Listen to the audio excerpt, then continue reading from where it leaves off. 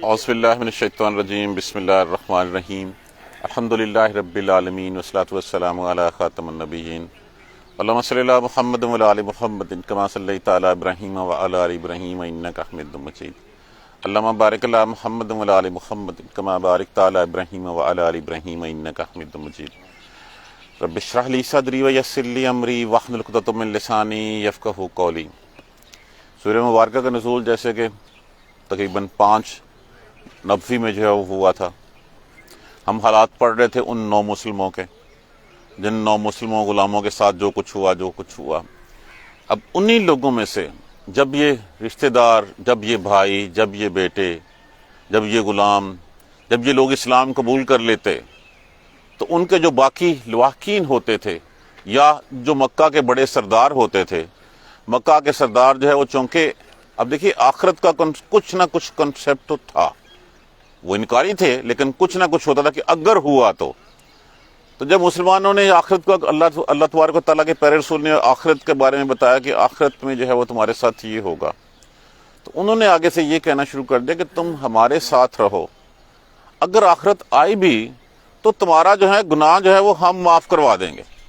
جیسے آج کل کانسیپٹ جو ہے وہ درباروں پہ اور چل رہا ہے کہ ہمارے پیر ہی تمہارے لیے اس دن کافی ہوں گے، تو اس وقت بھی وہ یہی کہتے تھے کہ تمہاری جو غلطیاں، جو تمہاری خطائیں یا جو گناہ ہیں ہمارے ساتھ ہی رہو، اگر کوئی ایسی بات ہوئی تو تمہارے گناہوں کا ذمہ ہم لیتے ہیں اپنے ذمہ۔ یہ اس طرح کی باتیں، یہ وہ افتراء کرتے تھے، یہ وہ جھوٹ گڑھتے تھے۔ آج بھی جو ہے وہ یہی چیز دکھا کے جو ہے وہ لوگوں کو ٹریپ کیا جاتا ہے۔ وقال الذین کفروا، اور کہتے ہیں کافر لوگ، اور کہا کافر ان لوگوں نے جنہوں نے کفر کیا، للذین آمنوا، ان لوگوں سے جو ایمان لائے، اتبعوا، اتباع کرو، پیروی کرو، اتباع ان سے، واو جمع کے لیے استعمال ہوا ہے، سبیلنا، ہمارے راستے کی۔ کافر لوگ کہتے ہیں مسلمانوں سے کہ ہمارے راہ کے اوپر چلو، ہماری پیروی کرو، معاذ اللہ محمد صلی اللہ علیہ وآلہ وسلم کا راستہ چھوڑ دو۔ وَلْنَحْمِلْ، اور یقیناً نون ہم، لام علیحدہ کر دیجئے، نون علیحدہ کر دیجئے، اس کے بعد لفظ کیا بچا؟ معنی کیا ہوتا ہے اس کا؟ بوجھ اٹھانا، اور اٹھا لیں گے ہم بوجھ، خطایاکم، تمہاری خطاؤں کا، تمہارے گناہوں کا بوجھ ہم اٹھا لیں گے۔ وما ہم بحاملین من خطایاہم، اور ما یہاں پہ جو ہے وہ نافیہ کے طور پہ استعمال ہوا ہے، اور نہیں وہ بحاملین اٹھانے والے، من خطایاہم من شیئن، ان کے گناہوں میں سے کچھ بھی، ان کے گناہوں میں سے کچھ بھی اٹھانے والے نہیں ہیں۔ کیوں؟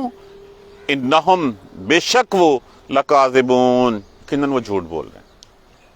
تو جو بھی کوئی ایسا کنسپٹ دیتا ہے، جو بھی ذمہ لیتا ہے، وہاں پہ تو جا کے سفارش تک نہیں ہو سکے گی۔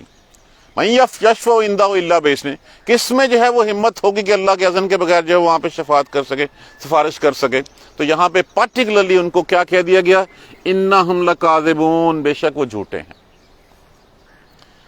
ولا یحملن، اور یقیناً وہ اٹھائیں گے، اسقالہم، اسقالہ لفظ کس سے ہے؟ ثقل سے کاف لام، جس کا معنی ہوتا ہے بوجھ۔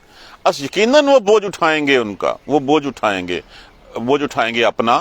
واسقالن، اور بوجھ، ما اسقالہم، ساتھ اپنے بوجھوں کے، یقیناً وہ اپنے کے ساتھ بوجھ اٹھائیں گے اپنے، اور بوجھ اٹھائیں گے ما اسقالہم، اپنے کے ساتھ اور بوجھ۔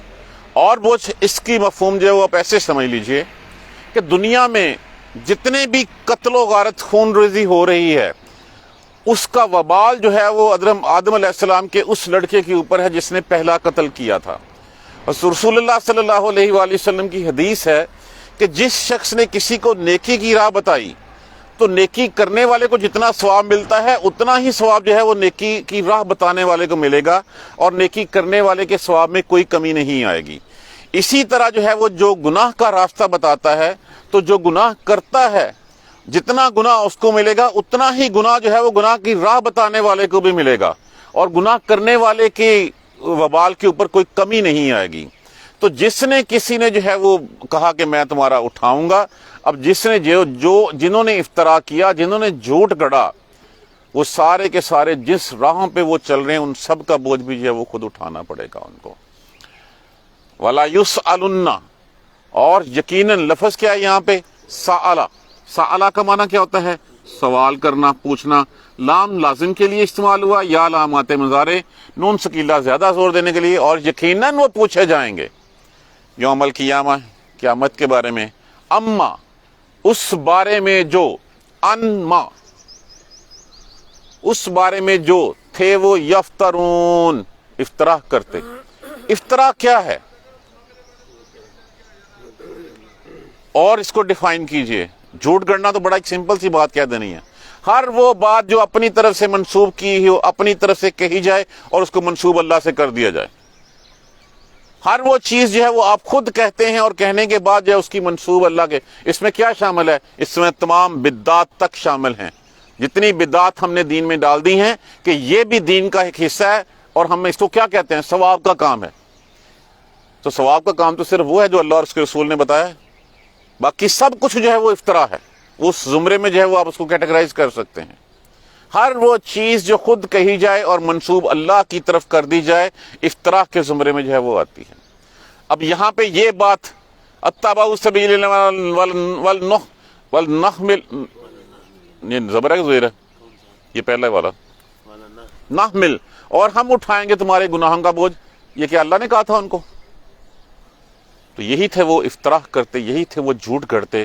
اس دن ان سے پوچھا جائے گا کہ ہاں یہ بات تم نے اپنے تئیں کیسے کہی، جبکہ اللہ تبارک و تعالیٰ کی طرف سے کیا کوئی سند ہے، کوئی دلیل ہے، کوئی حجت ہے، رسول نے جو ہے وہ تمہیں بتایا ہے؟ جب نہیں ہوگا تو پھر جو ہے وہ اس وقت جتنی افطرا کرنے والے ہیں، جتنے دین میں بدعات ایجاد کرنے والے ہیں، جتنے دین میں اپنی طرف سے جو ہے وہ، اب اس وقت دیکھ لیجئے ہمارے دائیں بائیں دین میں کیا کچھ ہم نے شامل کر دیا ہوا ہے، اور ہم ثواب کی نیت سے کر رہے ہیں۔ صوفیزم، اور اس کے بعد وہ کون سا کلام ہے آج کل چلتا ہے؟ صوفیانہ کلام، صوفیانہ کلام۔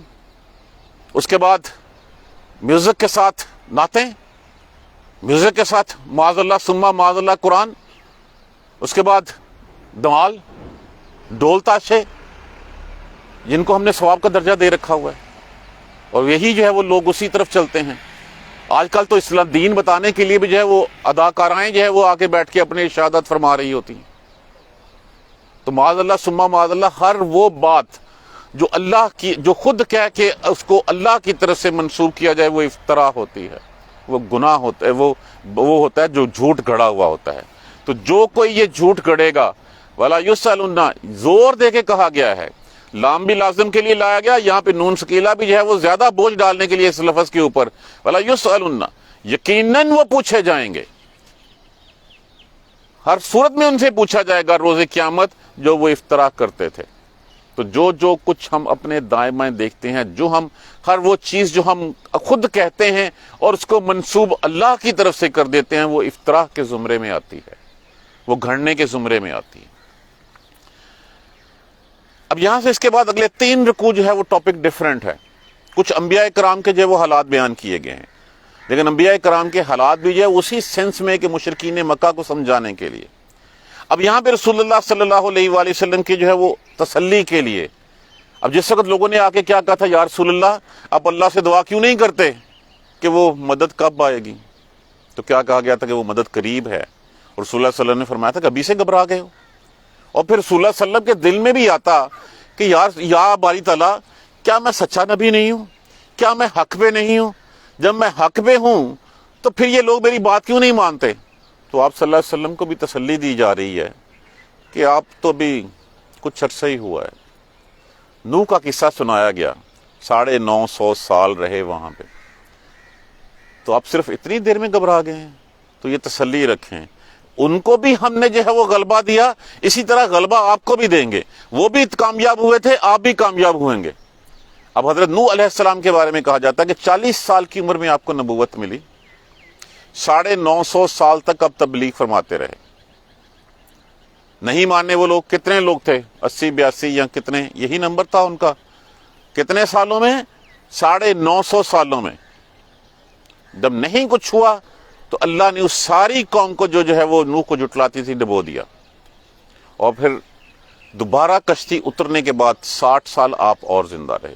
یہ ابن عباس کی روایت میں ہے کہ رسول اللہ صلی اللہ علیہ وسلم نے فرمایا کہ 40 سال کے تھے جب نبوت ملی، 950 سال ان میں رہے، اور کشتی اترنے کے بعد 60 سال اور رہے، تو ٹوٹل آپ کی جو عمر مبارک تھی نوح علیہ السلام کی وہ 1050 سال بنتی۔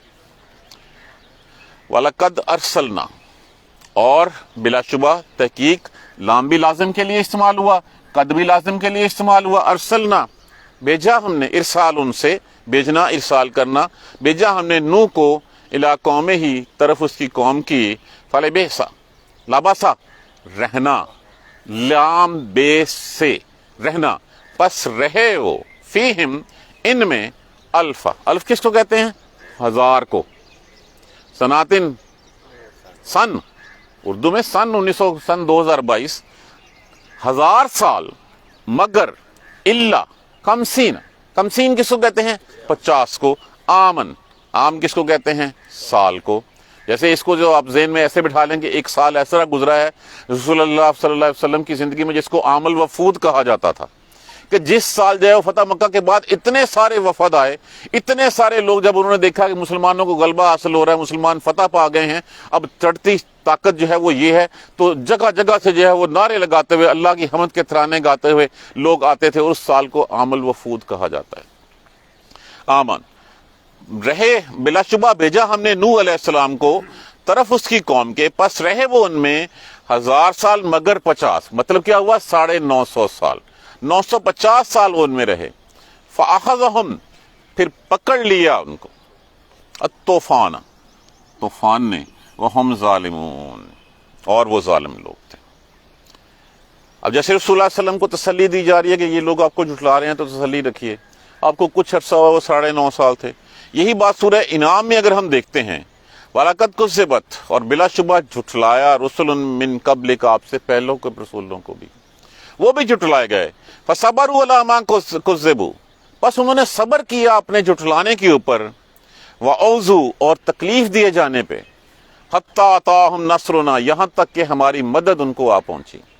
یہ صرف آپ کے ساتھ نہیں ہو رہا، اس سے پہلے جتنے بھی رسول آئے تھے تو ان رسولوں کو بھی جھٹلایا گیا تھا، انہوں نے اپنے جھٹلائے جانے پر، اپنے آپ کو تکالیف دیے جانے پر صبر کیا، یہاں تک کہ ہماری مدد آ گئی۔ وَلَا مُبَدِّلَ لِكَلِمَاتِ اللَّهِ، اور نہیں بدل سکتا کوئی اللہ کے کلمات کو، اللہ کی کہی ہوئی بات کو۔ اللہ کی کہی ہوئی بات کیا ہے؟ کہ اللہ کا رسول جو ہے وہ غالب آ کر رہے گا، اللہ کا دین جو ہے وہ غالب آ کر رہے گا۔ وَلَقَدْ، اور بلا شبہ جَاءَكَ، آ چکی ہیں آپ کے پاس، مِن نِبَاءِ الْمُرْسَلِينَ، نبیوں کی خبریں تو آپ کو مل ہی چکی ہیں، تو کیا رلٹ کیا؟ فَاصْبِرْ، پس صبر کیجئے، اِنَّ الْعَاقِبَةَ لِلْمُتَّقِينَ، ہمیشہ بے شک انجام جو ہے وہ متقیوں کا ہی ہے، پرہیزگاروں کا ہی ہے۔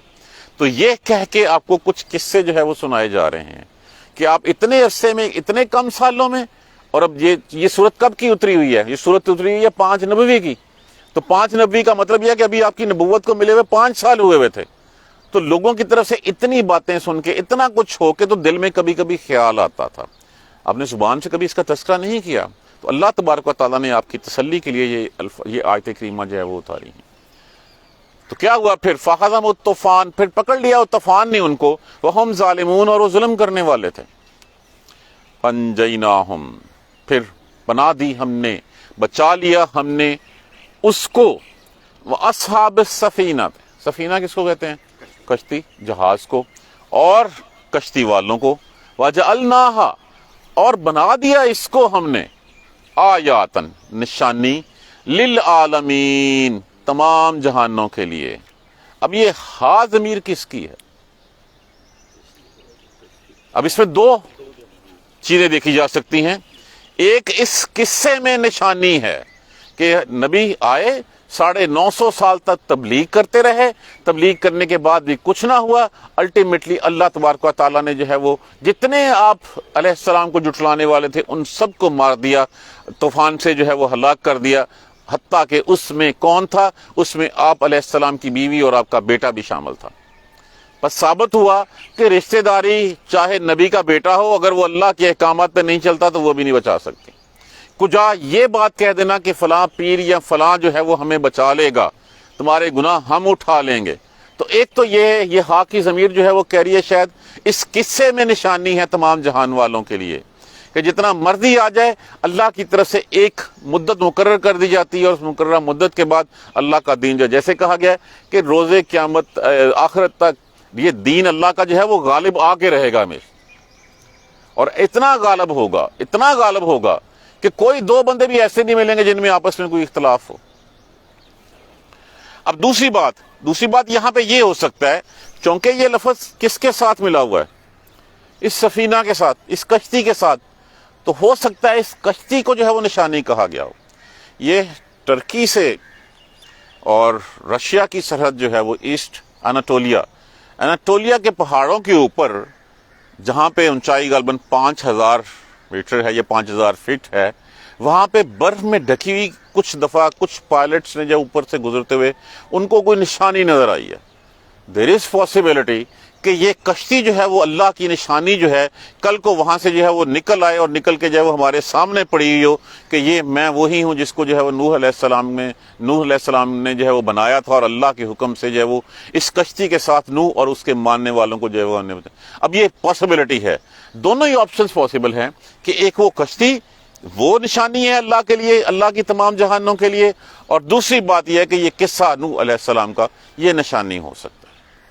دوبارہ ایک دفعہ دیکھ لیجئے، وقال الذین کفروا، اور کہنے لگے کہا کافروں نے، للذین آمنوا، ان لوگوں سے جو ایمان لائے، اتبعوا سبیلنا، ہمارے راہ پہ چلو، ہماری پیروی کرو، ولنحمل خطایاکم، تمہارے گناہوں کا بوجھ ہم اٹھائیں گے۔ چھوڑے نمازیں پڑھنی کیا کرنی ہے، روزے رکھنے کیا کرنا ہے، حج زکاتیں دیا دینی ہے، چلو دربار پہ چلو، وہاں پہ جا کے سب کچھ بخشا جائے گا، وہاں پہ جا کے دربار پہ پھیرے لے لو، وہاں پہ جا کے جو ہے وہ سب کچھ کر لو۔ ہمارے ہاں کیا ہو رہا ہے؟ یہی کچھ ہو رہا ہے۔ ہر گلی میں جو ہے وہ ایک مزار کھلا ہوا ہے، وہ کیا کہتا ہے؟ وہ یہی آپ کو گارنٹی دیتا ہے نا کہ آؤ بچ جائیں، اور جو ہے وہ ہمارے پاس آ جاؤ۔ تو وہ بھی یہی کہتا تھا کہ ہماری راہ پہ چلو، وَلْنَحْمِلْ خَطَايَاكُمْ، ہم تمہارے گناہوں کو جو ہے بوجھ اٹھا لیں گے، وَمَا هُمْ بِحَامِلِينَ مِنْ خَطَايَاهُمْ مِنْ شَيْءٍ، کچھ بھی وہ ان کے بوجھ میں سے اٹھانے والے نہیں ہیں۔ انہم لکاذبون، مہر لگا دی گئی ہے ان کے اوپر، مہر لگا دی اس بات کے اوپر، انہم لکاذبون، یقیناً وہ جھوٹے ہیں۔ جو بھی اس طرح کی بات کرتا ہے کہ میں کل کو جو ہے وہ ذمہ داری لیتا ہوں، تو وہ جھوٹ بول رہا ہے۔